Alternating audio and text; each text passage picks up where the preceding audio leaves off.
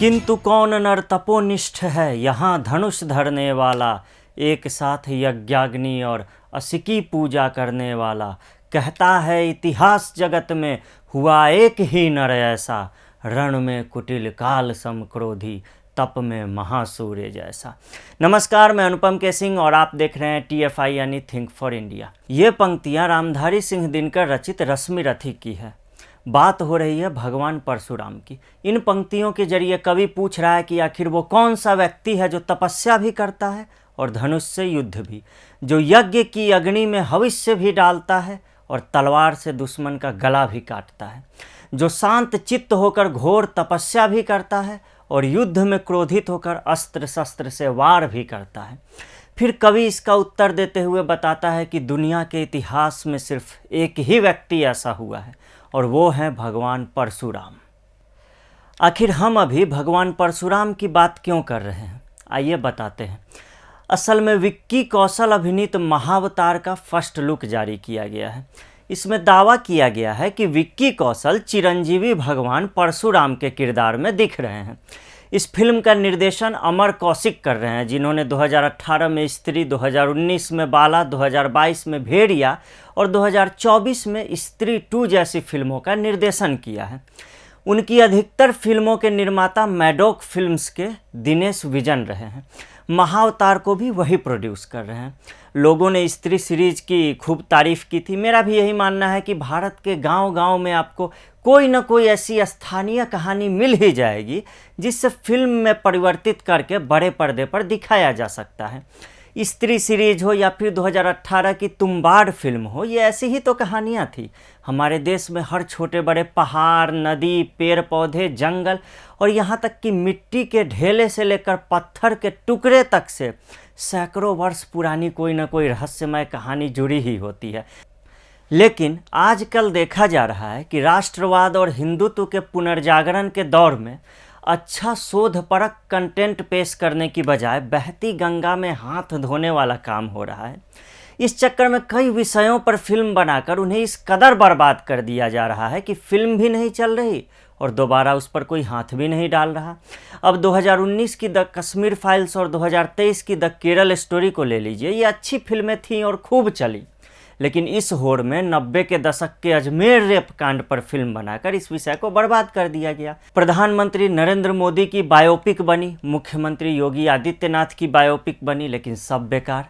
2022 में आई हिंदुत्व फिल्म भी फ्लॉप हो गई। द केरल स्टोरी की टीम ने ही बस्तर में नक्सलवाद पर फिल्म बनाई, लेकिन वो भी फ्लॉप। द कन्वर्जन नाम की फिल्म आई धर्मांतरण पर 2022 में, लेकिन फिल्म महाबेकार थी। इसी होड़ में अक्षय कुमार ने भी राम सेतु से लेकर कई राष्ट्रवादी विषयों पर फिल्म बनाई जो औसत से नीचे थी। कंगना रनौत ने तेजस बनाई जो फ्लॉप हुई। अब विक्की कौशल की महाअवतार आ रही है। वैसे इस तरह के रियल लाइफ किरदार जो हैं वो विक्की कौशल के लिए नए नहीं है। विक्की कौशल क्रांतिकारी उधम सिंह का रोल कर चुके हैं, सेनाध्यक्ष सैम मानेकशॉ का किरदार निभा चुके हैं और उनकी एक्टिंग को लेकर किसी को संदेह भी नहीं है। हालांकि सैम मानेकशॉ के किरदार में वो कुछ अधिक ही झुक गए थे, जबकि फील्ड मार्शल सैम मानेकशॉ के साथ काम कर चुके लोग कहते हैं कि वो बुढ़ापे में भी एकदम लकड़ी की तरह सीधे चलते थे। खैर, महाअवतार के फर्स्ट लुक के साथ सीधी दिक्कत ये है कि हाथ में फरसा लिए हर व्यक्ति परशुराम नहीं होता। भगवान परशुराम जैसे तपस्वी योद्धा को आप दिखा रहे हैं, लेकिन न उनके ललाट पर तिलक दिख रहा है, न उनके कंधे पर जनेऊ। बिना त्रिपुंड और यज्ञोपवीत के भगवान परशुराम को दिखाना ठीक वैसा ही है जैसे किसी चर्च से क्रॉस को निकालकर हटा दिया जाना। भगवान परशुराम भृगुवंशी ब्राह्मण थे। उन्हें भगवान विष्णु का आवेशावतार कहा गया। उनके पिता जमदग्नि भी बड़े ऋषि थे। ऐसे में उन्हें हिंदू प्रतीक चिन्हों से दूर करना कहाँ तक उचित है? क्या सिर्फ कूल बनने के लिए बॉलीवुड ये सारा कुछ जो है ये कर रहा है? क्या आप किसी वास्तविक विषय पर फिल्म अगर आप बना रहे हैं तो रिसर्च तो आप करेंगे ही करेंगे। ऐसा भी नहीं है कि भगवान परशुराम को लेकर शास्त्रों में कुछ खोजना दुर्लभ है या फिर कुछ उनके बारे में मिलता नहीं है। सब कुछ मिलता है। शास्त्रों में उन्हें महादेव प्रधान शिष्य कहा गया है, यानी वो भगवान शिव के प्रमुख शिष्य थे। हिंदू धर्म में अलग अलग गुरु परंपराएं व पंथ हैं और उनके तिलक के तरीके भी अलग अलग हैं। जैसे शैव संप्रदाय के लोग त्रिपुंड वाला तिलक लगाते हैं, मस्तक पर इसमें 3 रेखाएं होती हैं और बीच में एक सीधी लकीर। शाक्त परंपरा के लोग सिंदूर से तिलक लगाते हैं। वैष्णव संप्रदाय में तो तिलक के 64 प्रकार होते हैं। जैसे श्री तिलक में कुमकुम से रेखा बनाई जाती है, वहीं श्याम तिलक में काले रंग की मोटी रेखा बनाई जाती है। कुमकुम, केसर, हल्दी, भस्म किसका कब इस्तेमाल होगा, किस तरह से होगा, इसके भी अलग अलग नियम हैं। यहाँ तक कि तिलक के हर विधान में किस उंगली का कैसे इस्तेमाल होगा, इसके भी नियम होते हैं। सोचिए, जानने और पढ़ने को कितना कुछ है, लेकिन फिर भी इसके बावजूद बिना रिसर्च के फिल्म बनाकर हिंदुओं की अपेक्षाओं को नीचा दिखाया जाता है, तो इसका विरोध तो स्वाभाविक है। भगवान परशुराम को तिलक या यज्ञोपवीत के बिना दिखाकर केवल गुस्से में दाढ़ी वाले शख्स को दिखा दिया गया है। आखिर कुछ तो ऐसा करो जिससे पता चले कि यह भगवान परशुराम हैं या फिर ग्रीक गॉड ज्यूस हैं। और भगवान परशुराम कोई दुर्वासा मुनि भी नहीं थे कि उन्हें बात बात में क्रोध आ जाता हो। वेदों के ज्ञाता थे, उन्हें पता था कहाँ क्या किस तरीके से बोलना है। उनके लिए रामचरितमानस में कहा गया है, गौरी शरीर भूति भल भ्राजा, भाल विशाल त्रिपुंड विराजा। गोस्वामी तुलसीदास भगवान परशुराम का वर्णन करते हुए कहते हैं, उनका शरीर देवी पार्वती के समान पवित्र और तेजस्वी है। उस पर उन्होंने भभूत मल रखा है। उनके विशाल और भव्य माथे पर त्रिपुंड सजा हुआ है, जो भगवान शिव के प्रति उनकी गहरी आस्था का प्रतीक है। बाकी आप खुद समझ जाइए। क्या विक्की कौशल के लुक में आपको इन सब में से कुछ भी नजर आ रहा है?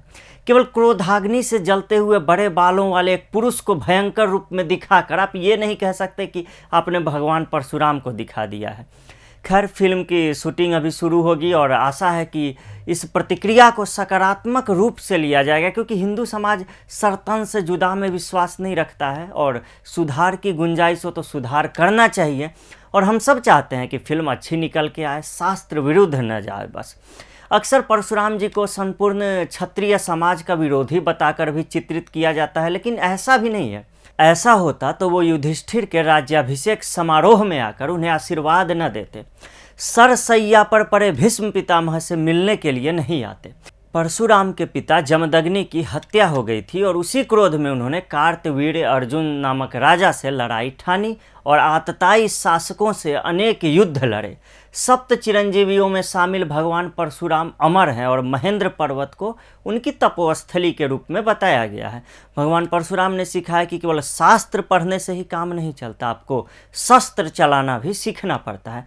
शस्त्र और शास्त्र के अलावा भगवान परशुराम ने संपूर्ण मानव जाति के लिए भी काफ़ी कुछ किया है जो जानने लायक है। आज जिसे हम मार्शल आर्ट्स कहते हैं, वो केरल से जन्मा कलरियापट्टू है, जिसे युद्ध कलाओं की जननी कहा जाता है। इसका प्रशिक्षण सर्वप्रथम भगवान परशुराम ने ही दिया था और कहा जाता है कि उन्हें इसकी शिक्षा स्वयं महादेव से मिली थी। इसके अलावा भूमि सुधार को लेकर भी उनके द्वारा कई महान कार्य किए गए हैं। जैसे उन्होंने आतताई शासकों से जमीनें लेकर और उन जमीनों को निर्दोष लोगों को, गरीबों को दान में दे दी जिनके पास संपत्ति नहीं थी। केरल, कोंकण, कर्नाटक, गोवा और महाराष्ट्र के जो तटीय क्षेत्र हैं, उन्हें आज भी परशुराम क्षेत्र के रूप में जाना जाता है। उन्होंने काफ़ी मेहनत करके समुद्र किनारे की जो ज़मीनें थी उसे रहने लायक बनाया।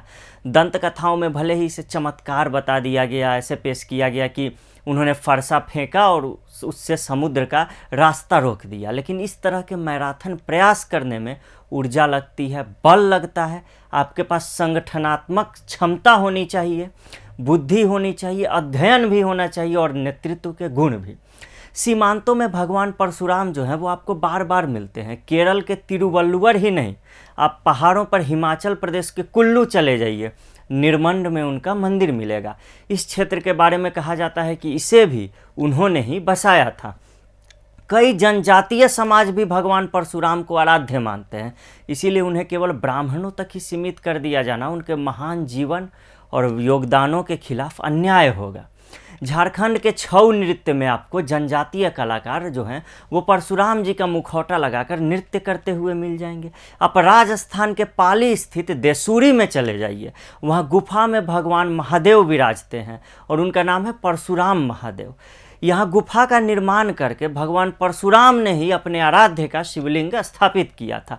आज भी प्रतिवर्ष श्रावण के शुक्ल पक्ष में परशुराम जयंती के अवसर पर यहाँ भव्य मेला लगता है। सुदूर केरल में समुद्र किनारे आवासीय क्षेत्रों को बसाने वाले भगवान परशुराम का कुंड जब सुदूर पूर्वोत्तर में अरुणाचल प्रदेश के लोहित में मिलता है तो ये बताता है कि भारतवर्ष के भूगोल को बेहतर बनाने में उन्होंने जितनी मेहनत की है वो किसी और ने नहीं की। कर्नाटक की जो टुलू जनजाति है वो भी खुद को परशुराम सृष्टि के क्षेत्र में रहने वाला मानती है। मान्यता यह है कि कदली वनम को उन्होंने ही समुद्र के चंगुल से निकाला और यहाँ टुलू लोगों को बसाया। 2022 में आई ब्लॉकबस्टर फिल्म कांतारा में इन्हीं जनजातीय समाज की कहानी दिखाई गई थी। आशा है महाअवतार में भगवान परशुराम को एक सनातनी ऋषि और योद्धा के रूप में प्रस्तुत करते वक्त इसमें सेक्युलरिज्म का छौंक नहीं लगाया जाएगा और भूल सुधार की जाएगी, क्योंकि करोड़ों लोगों की आस्था उनसे जुड़ी है, वरना बॉलीवुड का हिंदू विरोधी इतिहास तो हमने देखा ही है। तो अगले वीडियो में फिर मिलेंगे एक नए विषय के साथ। तब तक के लिए मैं अनुपम के सिंह आपसे विदा लेता हूं। देखते रहिए TFI। नमस्कार।